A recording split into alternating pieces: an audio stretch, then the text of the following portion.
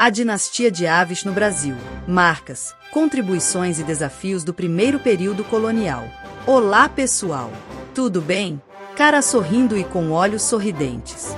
Eu sou Virgínia, da dinastia de Aves, uma das mais importantes da história ibérica, que esteve no comando de Portugal e do Brasil entre 1500 e 1580. E para entender melhor nosso papel na formação do Brasil, é preciso conhecer um pouco mais sobre a trajetória da Península Ibérica, que moldou nossos caminhos. História Ibérica, contexto que formou a dinastia de Aves. Pré-história e proto-história. O período pré-histórico começa com a chegada dos primeiros hominídeos há milhões de anos. Na Idade do Ferro, surgiram povos indígenas como os íberos, no leste e sul, e os celtas, no norte e centro, além da cultura tartessiana no sudoeste. A proto-história, final do segundo milênio antes de Cristo ao primeiro milênio antes de Cristo, é marcada pelo contato com colonizadores mediterrâneos, fenícios, gregos e cartagineses, que estabeleceram colônias e comerciaram com os povos locais. Período romano. A conquista romana começou no final do terceiro século a.C., no contexto das Guerras Púnicas. A península foi denominada Espanha e passou por um processo de romanização, com a introdução da língua latina, da cultura e das instituições romanas. Durante o Império Romano, Espanha se desenvolveu economicamente e culturalmente, tornando-se uma importante província. Idade Média.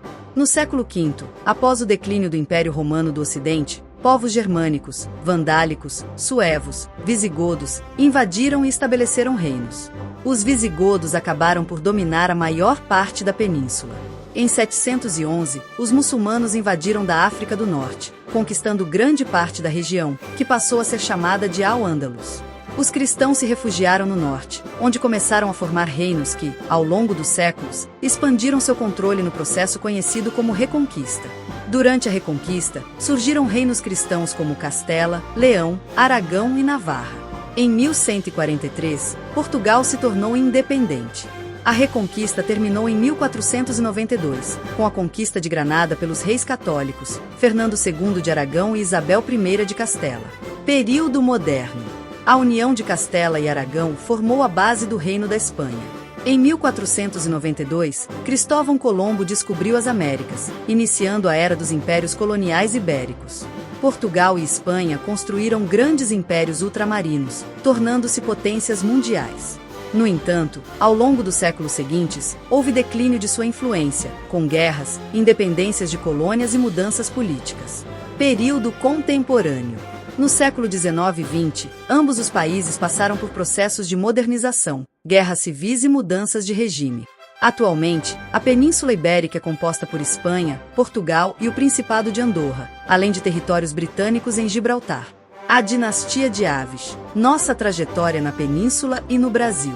Pontos positivos e marcas da dinastia. Governança sobre Portugal e o Brasil, de 1500 a 1580. Nossa dinastia sucedeu os dinastas de Borgonha e iniciou sua jornada em 1385 com D.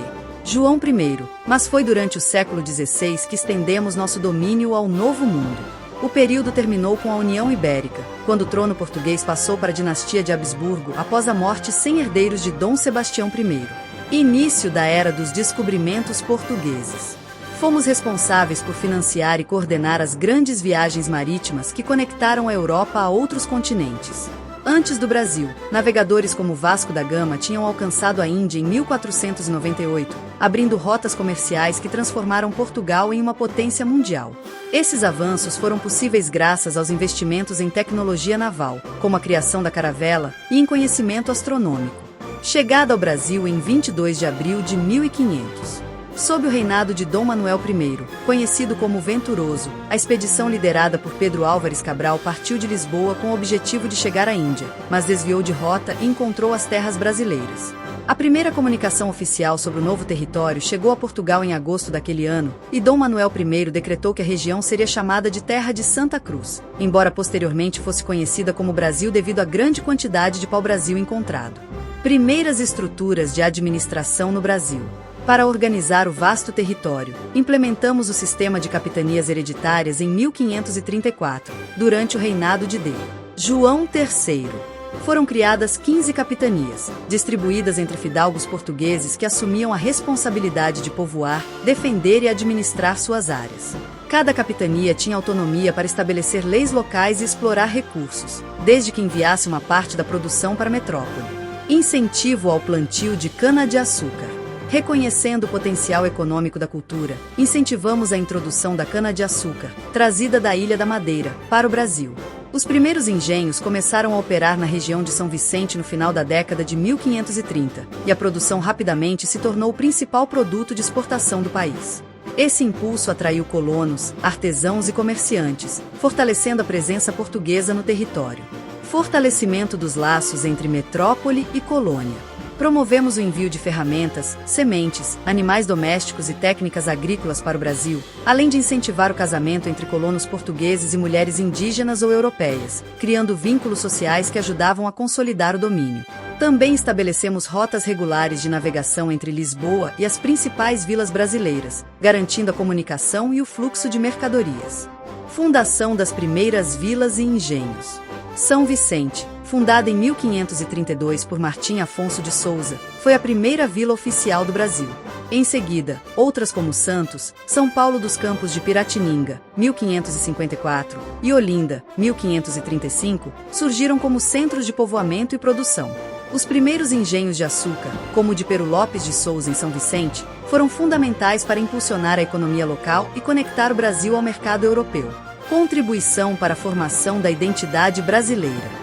Foi durante nosso período que começaram a se misturar as culturas europeia, indígena e, posteriormente, africana, base da identidade brasileira. Elementos como a língua portuguesa, costumes, festividades religiosas e técnicas agrícolas foram introduzidos e se adaptaram ao novo ambiente, formando as primeiras raízes do povo brasileiro. Chegada dos primeiros missionários católicos.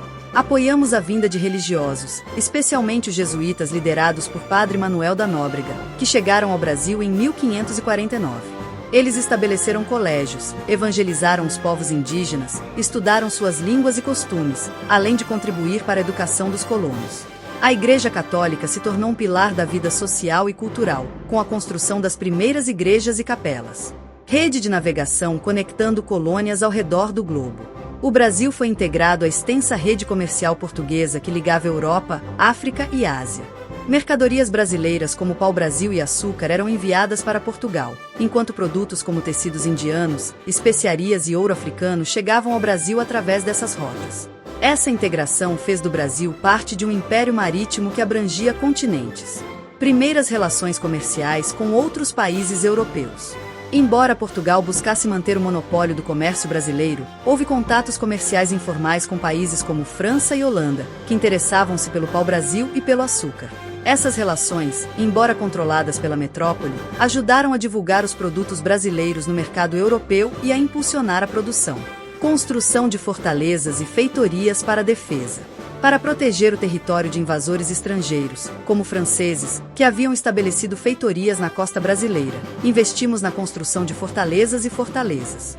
A Fortaleza de São Vicente, construída em 1557, e a Fortaleza de Santo Antônio de Tamandaré, entre outras, foram erguidas para garantir a segurança das vilas e das rotas comerciais. Mas, desafios e consequências complexas. Sistema de exploração de recursos e trabalho. A estrutura colonial que estabelecemos foi baseada na exploração intensiva dos recursos naturais, como pau-brasil e açúcar, e no trabalho forçado. Inicialmente, os povos indígenas foram convocados para trabalhar nas lavouras e engenhos, muitas vezes sob condições precárias. Posteriormente, com a chegada da escravidão africana a partir da década de 1530, o sistema se tornou ainda mais exploratório, causando grandes sofrimentos e desigualdades. Dificuldades do sistema de capitanias hereditárias. Nem todas as capitanias tiveram sucesso. Muitas ficaram desertas devido à falta de recursos, à resistência indígena ou à dificuldade de acesso.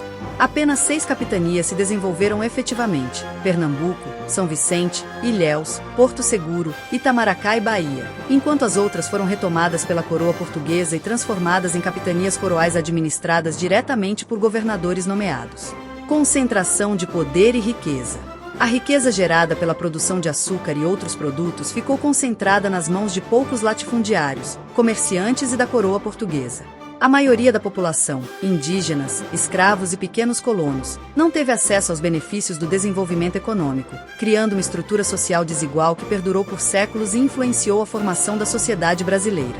Impactos na população indígena. Embora houvesse trocas culturais, como a transmissão de conhecimentos sobre agricultura, medicina e navegação por águas interiores, a chegada dos colonizadores também levou à perda de terras tradicionais, à disseminação de doenças europeias, como varíola e sarampo, às quais os indígenas não tinham imunidade, e ao enfraquecimento de muitas culturas e línguas. Alguns povos se rebelaram contra a ocupação, enquanto outros foram forçados a se retirar para áreas mais afastadas.